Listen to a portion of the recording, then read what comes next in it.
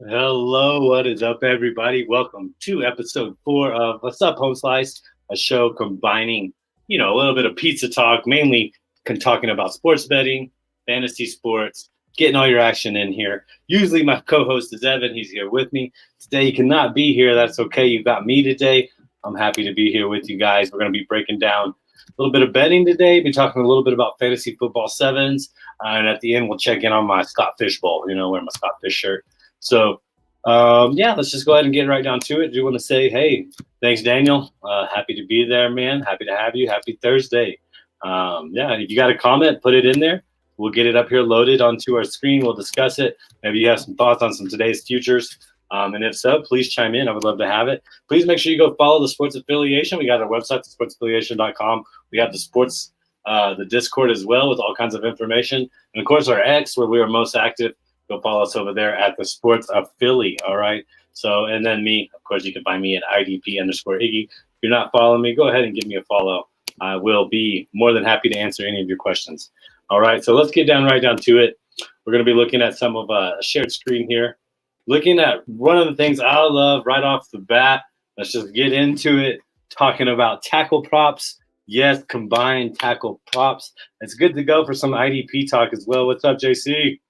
What's up, man? Let's go, baby. So taking a look right here, I'm going to be looking at the screen. If my eyes aren't exactly looking at the camera, I do apologize. I went ahead and looked at some of the high tackle totals they have. Fuyasade Alakun, of course, coming in at 165.5 combined tackles. That's assist tackles and solo tackles. Combine them together, that's what you get. I do have the cheat sheet up. Let me pull it back up for you. I was looking at it right before the show today. Oh, there it is. You got pushed down. You can look at some of the tackles. This is all available for free. Reach out to me. We plan on getting this on the website where you can just come in, download the PDF, take it off, use it as you want. It's got IDP. It's got tiered ranking. But specifically looking right now at the solo tackles, Foye had 111 last year combined with that's his solo. And then he I guess he didn't make, there it is, 62. So he had 173 last year. Quite a bit, man. That's quite a bit of tackles. He's the leading candidate on DraftKings to see where he's at. It's kind of risky. And I think 165, man, it's risky to take it. It's risky not to take it. Keep in mind, football is 100% injury rate. So on these season-long bets, sometimes it's fun to look for the unders. I'm personally not bold enough to take the under on Foye under combined tackles at 165. I think he'll have that great of a year, man. We'll see what's going on with that. Coming up next in that list right here, a guy named Zaire Franklin, man, 160.5. The Indianapolis Colts, they have a great defensive line, man. And no matter what linebacker's been back there in the past 4 years, you can go at Bobby Okikri, you can look at Shaquille Leonard, and now you can look at Zaire Franklin. If you get the volume behind that defensive line and the way that defensive line's been set up to run, you're going to get a pretty good, solid linebacker back there. Enter Zaire Franklin, who's coming off a great year. He's got right now at 160.5. That's a negative 110 true prop on most of these, I believe. Yeah, all of these at negative 110. Let's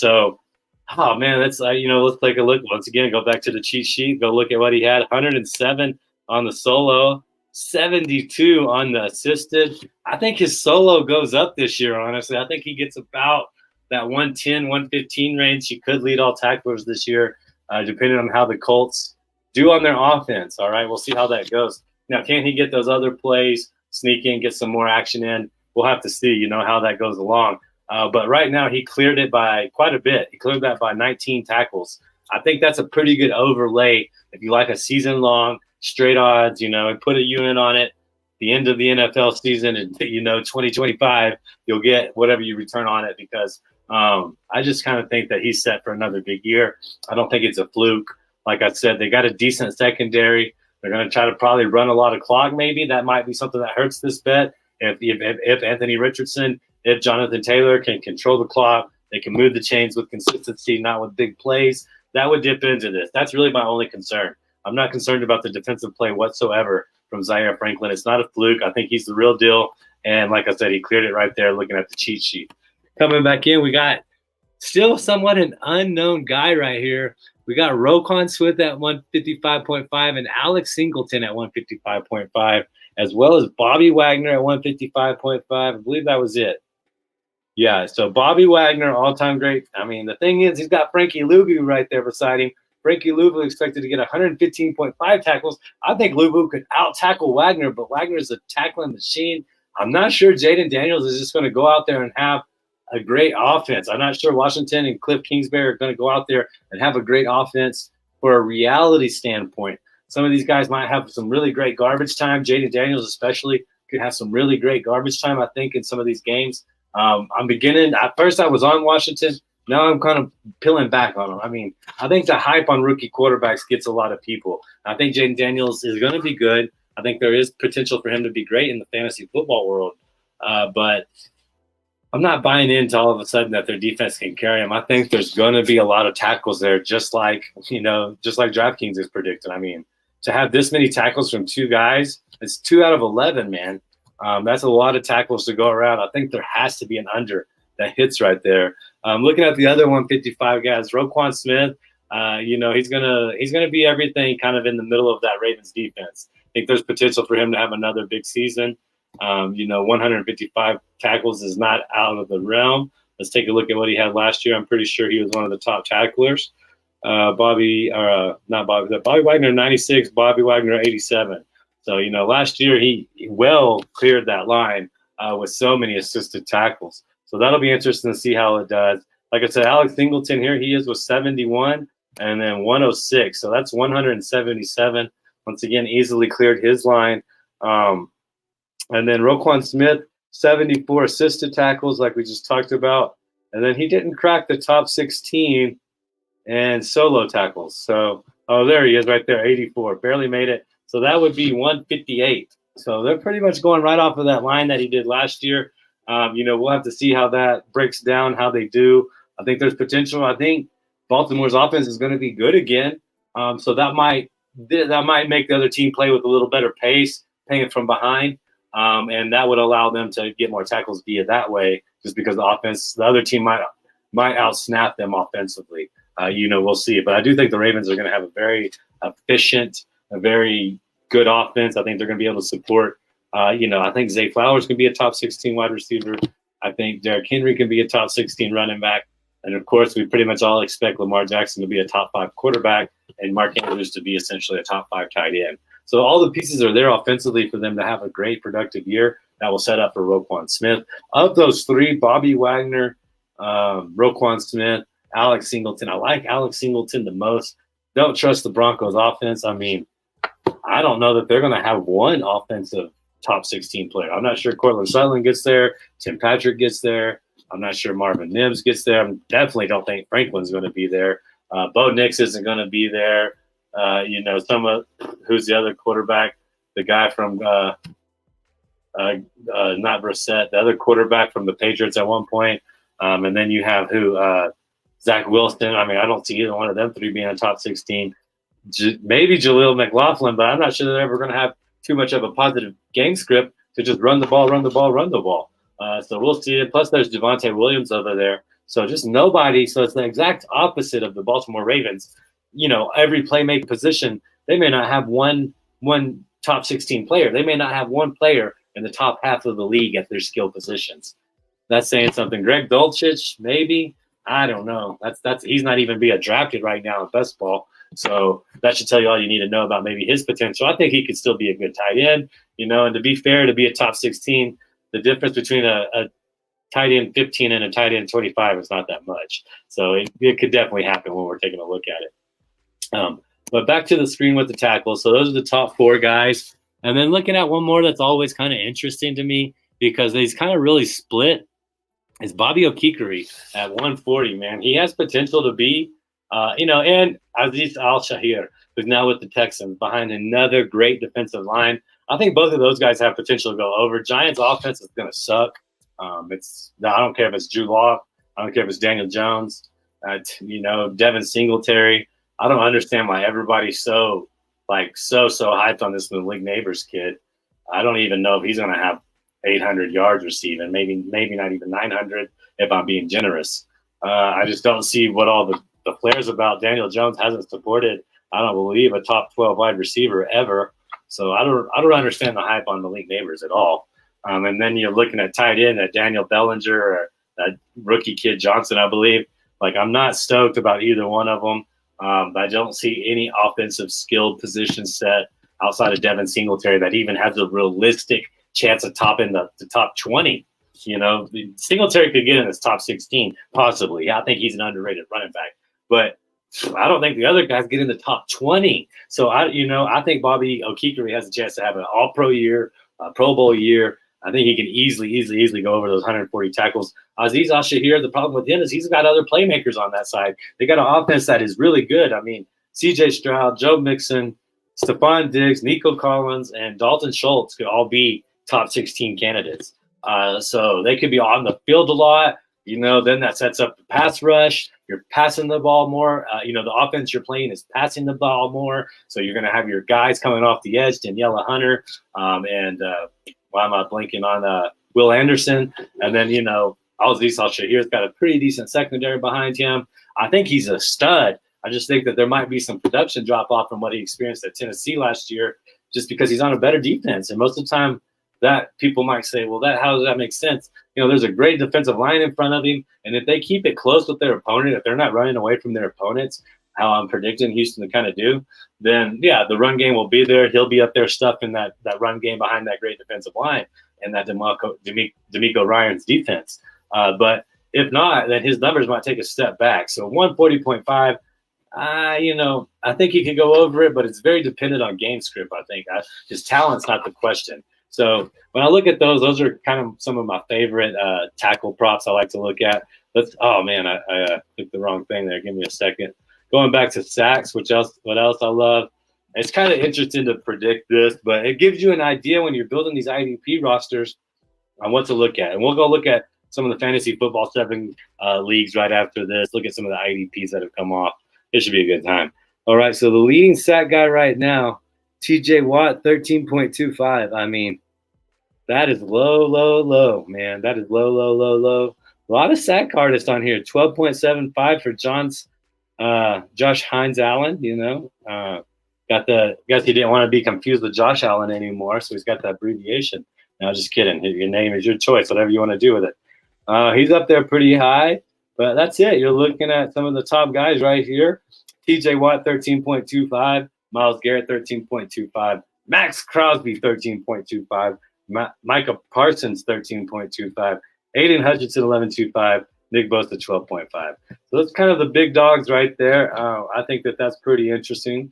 We'll have to see how that bounces. I think it's so hard to go against TJ Watt for the leading sack guy. He's done it for the past 3 years, only gotten one Defensive Player of the Year award. I don't know. I think that's an easy over smash on TJ Watt. You might as well just take the even money, go right there, put a unit on it, and get almost 2 units back at the end of the football season, because the only thing that's stopping that is injury. TJ Watt's the best defensive player we have, best defensive player of this decade. So go ahead and ride on that. Myles Garrett's always kind of, hit or miss. Trey Hendrickson, he could lead the league. He's been a consistent perennial top 5 sack guy, not a big tackle guy, but he does get those sacks when they need him most. That's what they paid him for. They didn't pay him to come in and just be an everyday kind of guy.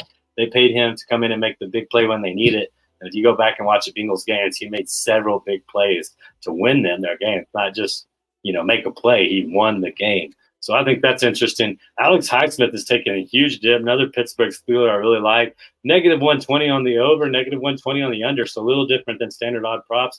They don't know what's going to happen with him, is what that tells me. They're willing to give Tim more off. And I think that's a very, very, very good over to smash right there with the over 7.5. Will Anderson Jr. over 8.25.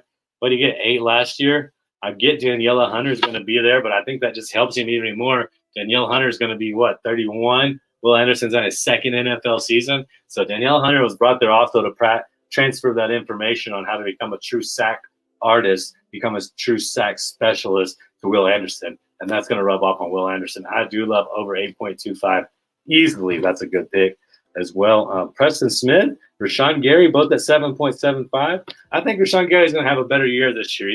He's now a full year and a half removed from that ACL injury. I think he comes back with more strength, lateral movement. So he showed a lot of clips of himself working out in the offseason. Not saying that other players don't do that. Just saying he's proved that he cares a lot about this. It's not just a money thing. It's about being great to him. He's a high draft pick. He's a Michigan Wolverine. You got all these things, right, Greg?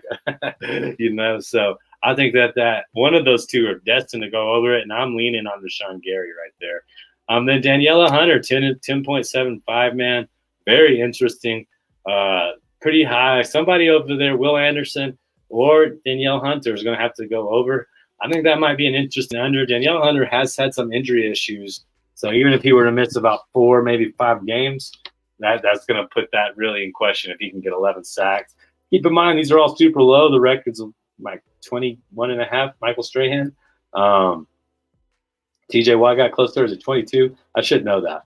But, keep in mind that, an injury can ruin these. But keep in mind, like, somebody's going to go way over 13.25 sacks. Somebody's going to get 16. Somebody's going to get 17. If we're really lucky, we'll get about 20 sacks. It's made it harder with the quarterback protection rules, honestly. That's why we haven't seen that high production since Reggie White, since Michael Strahan, since we've seen some of those defensive linemen that could really rough up the offensive linemen and just come through and, destroy the quarterback with no consequences. They're having to learn how to throw the quarterback down. These quarterbacks have gotten a lot bigger and stronger. So it may be difficult to break even with that 22nd or with that 17th game. All right. So keep that in mind. All right, let's go take a look over here at a draft, see what we got coming up next. This is my league right here, the Reggae Punk division. And there's some pretty good hitters in here. This one I love a lot right here. Nick Bosa, San Francisco, on the turn. And before that, he went foot aside. When you're on the turn of a 16-team league, you got to go get your guys. You got to go get who you want, because you're probably not going to get a chance to be like, well, they might make it, We can see. So it works on both ends. You don't have to be just on the turn. You could be the 2nd or the 3rd or the 15th or the 14th, 13th, 4th. You start getting into that gray area, where you kind of get a little bit of like, can this guy make it on my long turn? I love the strategy and the on-the-fly preparedness like you have to do with fantasy football sevens. It's a deep league, or any 16-team league that has 7 defensive slots. You're going to have to figure out where you're going to pick these guys that are going to impact your team in a very positive way. All right. And there's multiple guys. Unlike the offense, that essentially has 5 guys that are never going to use for fantasy. Some of them 6. There's some tight ends that are almost worthless for fantasy. The defensive side, you can usually use everybody. All right. Some defensive tackles, some true nose tackles, not so much. But then you got Justin Matibaki, who, he was set. I don't know if you saw him. He had 9.5 sacks there. There's DeForest Buckner, who we talked about for the Colts, having a very good defensive line. There's exceptions to that. You can still use defensive tackles and get fantasy points. So, you don't feel like you have to necessarily go all out, but go get the people you want. TJ Edwards, let's look at Houston Dankhead, longtime veteran of this. He went CJ Stroud from Houston, of course. He went Gibbs, Detroit, Puka Nakua. Then he went TJ Edwards and came back with JJ McCarthy. I'm not sure how I think Sam Darnold might start all year. I think they may just tell young man, hold on, learn from a true veteran like Sam Darnold, and we're not going to throw you under the bus this first year. So I like that as well. Here we go right here. You got Howard Bender, Roto Buzz guy right here.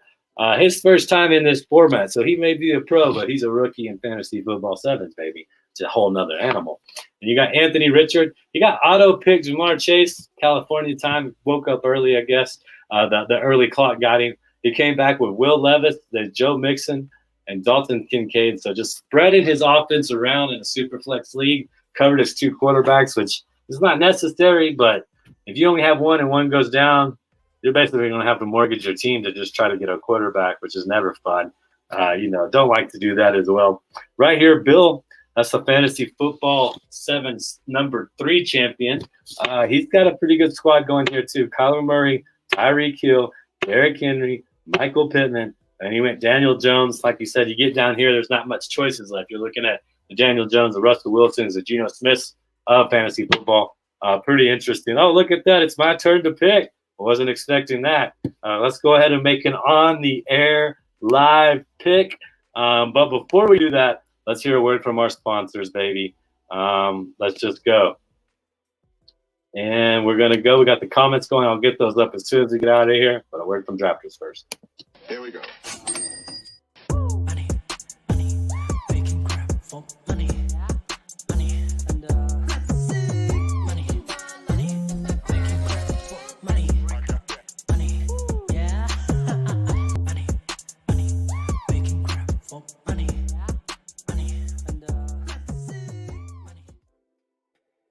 All right, welcome back, everybody. Going to get on these chats. A little hard for me to do all the talking and producing, but we're getting through it.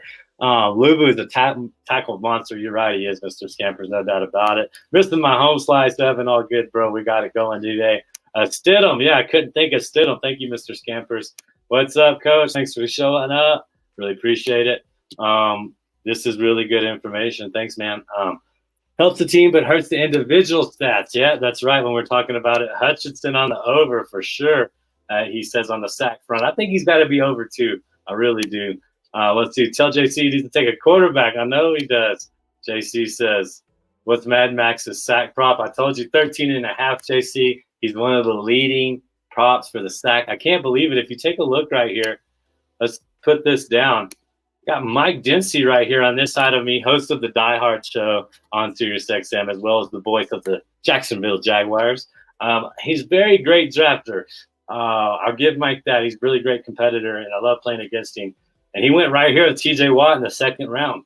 All right, and then coming back around, I took Zaire Franklin. I was torn between Max Crosby, Zaire Franklin. Max Crosby, Zaire Franklin. Wanted to be Crosby Bros with you. And I was like, man, I can't take. I was like, I need the tackle volume. I need it. Crosby has pretty good tackle volume as well. I went ahead and took Franklin, the very next pick. There goes Crosby. So now Mike has TJ Watt, Max Crosby, two guys with the highest supposed sack total. I think it's going to be pretty interesting. We'll see how that goes, as well. Just want to say once again, thanks everybody for tuning in. Make sure you go to Drafters, put in that TSA bets, match you up to $100. Come hop in these $2 drafts we're doing. A lot of fun, and it'll help you prep for your main league. You'll just know where guys are going. Like, okay, I got about 8 more picks before this guy goes. I'm on the 10th spot. I think I can get him. You go get him. Lo and behold, you got him. All right. We did say that JC does need a quarterback. They say 13.25 for Max is where it's at. 7th round is what JC and Pete are in. So we'll keep an eye on that as it goes around as well. Maybe I can get over there and do it. We do try to keep the show at about 30 minutes. I will break down my championships bet before we get out of here, and we will try to build a pizza parlay as well via the MLB, something straight. All right. Zero quarterback strategy is what JC's telling Pete. No, but I should have noted 28 quarterbacks have been drafted is what Pete says in their league. So yeah, there's still some couple of good quarterbacks, but you got to hit and you got to hit on it. SoCal finally folded on the 7th too. Got Carr. He got Carr in the 7th round. I wasn't going to talk about that, Evan, if you got in. I was wondering what you felt good about Carr. I don't hate Carr. I think that's a great steal that you got him in the 7th round in a 16-team league. But what's appealing to you? Is it Olave? Is it Kamara? Do you just have more faith in the Saints? Do you think he's underrated? I would like to know what that is. JC saying smash that over. I mean, I think that's a pretty easy over too, right? Defensive lineman. They also brought in Christian Wilkinson. I didn't get to talk about Robert Spillane. I think he's got I think his tackle prop was at 120. The Raiders have a great, great, great defensive line. If Robert Spillane can just sweep behind there, he's got a lot of opportunity to get tackles. I think Max Crosby does go over 13.5 for what it's worth. Crosby, bro, is my first ID pick too. Yeah, there's a couple of people at TSA. I think one more that took Crosby. So, we're all about Crosby over here. I'm sure Chip is all about Crosby as well, being a big Raiders fan. It is a decent pick. So here we are in the 5th round. Going to go switch it back over for you guys. Take a look at what's out there. I have a queue on what I've loaded. I'm not going to share that right here. Well, try not to share it. Let me pull it in there. There you go. I don't want anybody sneaking on my queue over here. You know what I'm saying? In the quarterback world, you got Gardner Minshew, Taysom Hill, Sam Darnold still down there. I don't need another quarterback. It's getting pretty hairy down there in the quarterback realm. I've already got 2 running backs. I got Breece Hall, Kenneth Walker. I'm feeling pretty good about those 2 guys. I don't have any wide receivers. There are some good defensive linemen available. Will Anderson Jr., I do want to show you guys something that could relate to fantasy football sevens. You see the linebacker defensive lineman? You see it with Josh Allen. You see it with Danielle Hunter. Those guys, Kayvon Thibodeau, those are so valuable in a league where you have to start 15 people every week. And there's only 5 bench spots. You can shuffle those people around. Well, I don't have a defensive lineman, but I do have Kayvon Thibodeau. I'll just put him in the defensive lineman spot and put somebody else in the flex. Pretty important stuff there, to take a look at. I've told you guys, I think Hayden Hutchinson, Will Anderson, I think he's going to have a big uptick in sacks this year. I really do. I'm kind of really thinking about taking him. I just don't know, and then the linebackers and the DBs. I'm going to go back. I'm going to keep this draft rolling for everybody.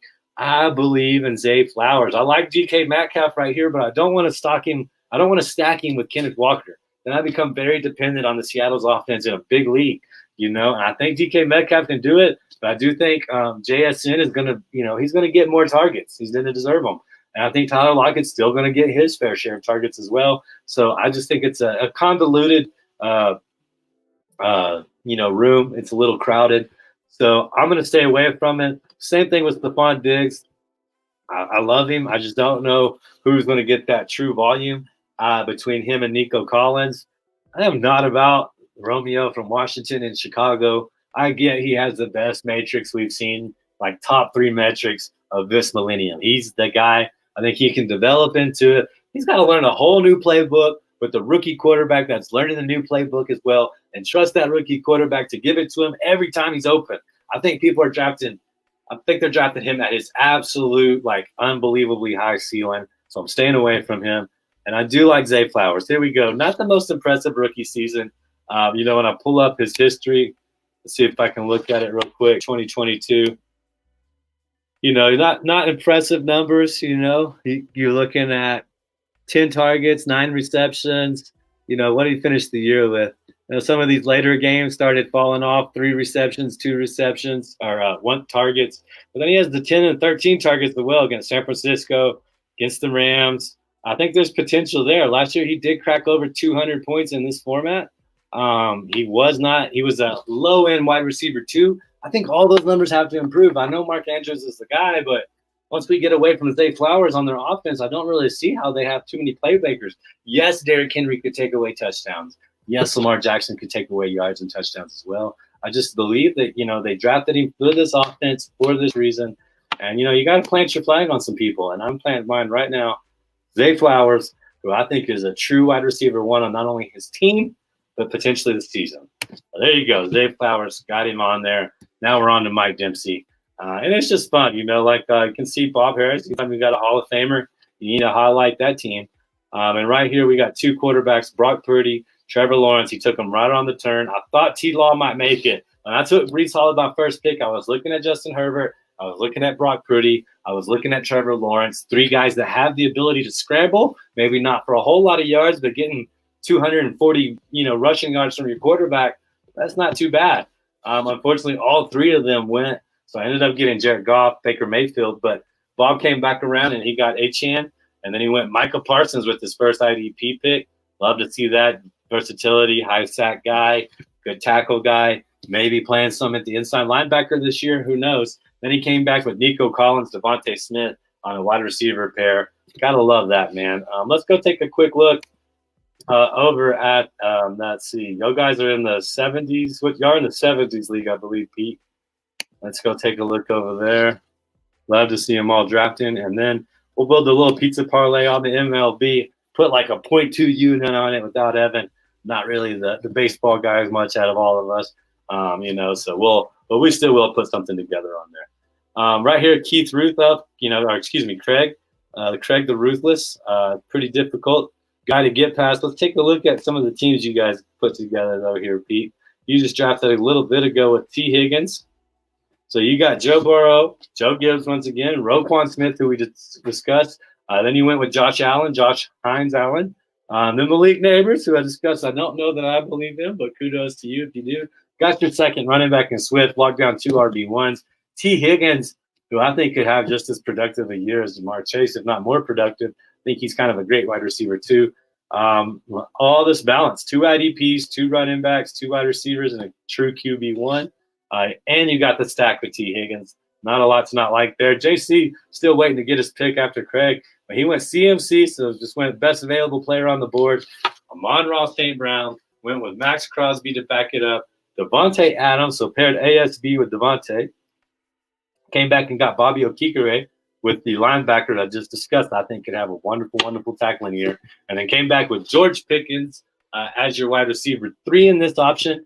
Like you said, no quarterback, so you plan on possibly loading up with wide receivers in your flex position. You could run 4 wide receivers in this league if you want to. That's the beauty of it. You only have to run 2. You can run 2 tight ends. You don't have to run any. Tight ends can kind of become a very good liability. Let's take a look at who else is in this one.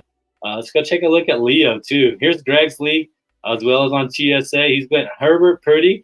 So real similar to Bob, 2 Hall of Famers doing the same thing. Went Cowboys defense because defense are so high scoring in this league. You can see right here, 4 of them in this league. I think that's by far the most. 5 with the Steelers, excuse me. So 5 defenses off the board. They do get a lot of points in FF7s if you can nail that one that's consistent from week to week.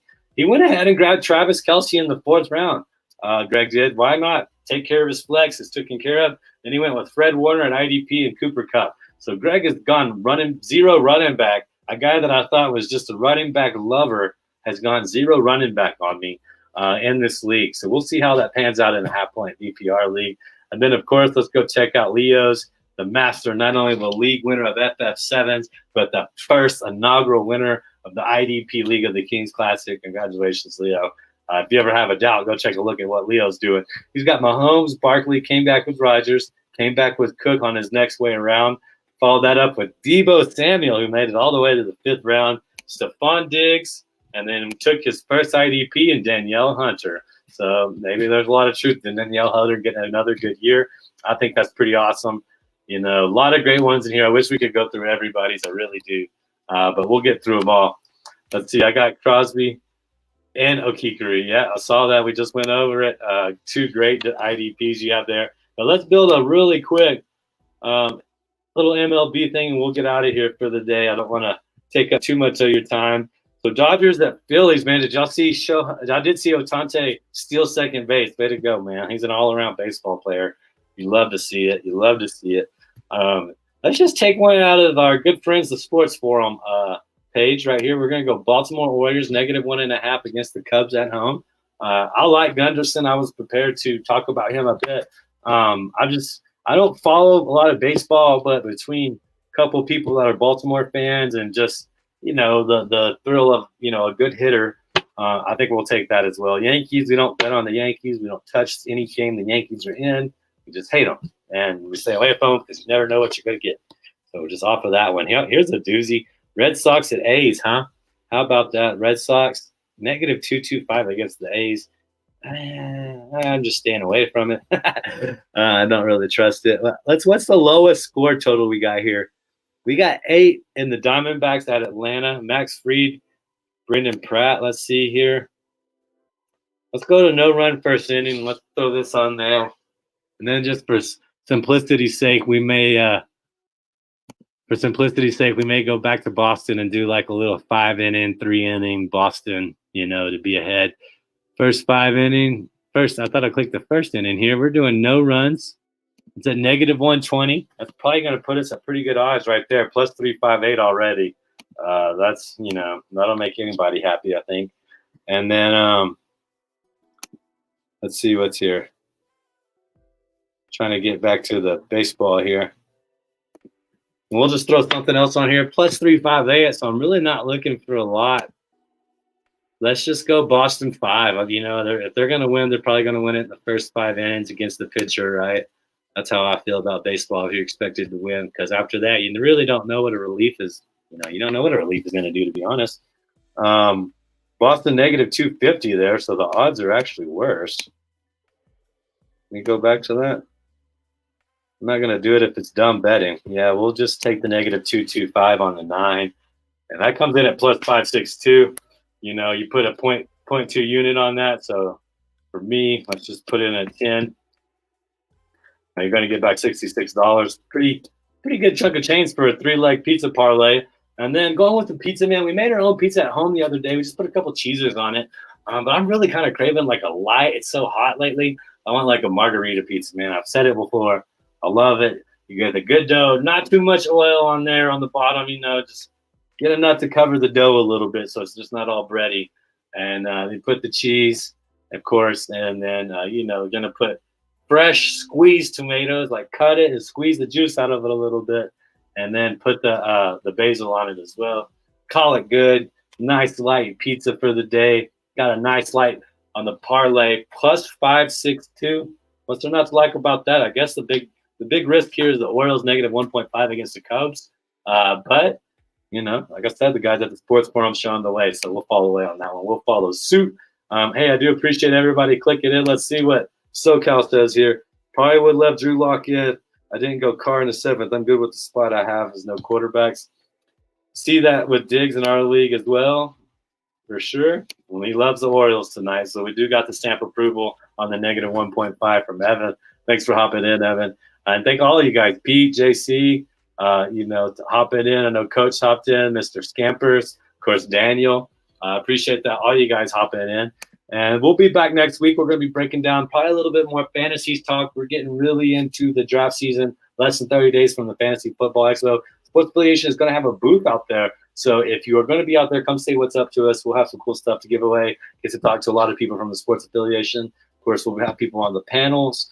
And then, as always, this show right here, Sup Homeslice, is going to be bringing some bets. We got the pizza parlay this week. Next week, when Evan's back, we'll be able to break down more live bets. Of course, I do want to look at some futures. We didn't get to it. Cowboys plus 1,800, Dallas, Green Bay's at plus 1,800. I think both of them are worth the sprinkle. There's time. It's time for both of those teams to make that next jump. So it's worth a little sprinkle on both of them, I think. All right, guys. We'll see you next time. As always, we'd like to say, once again, go follow us on Drafters, or put in Drafters, TSA bets, up to a $100 match.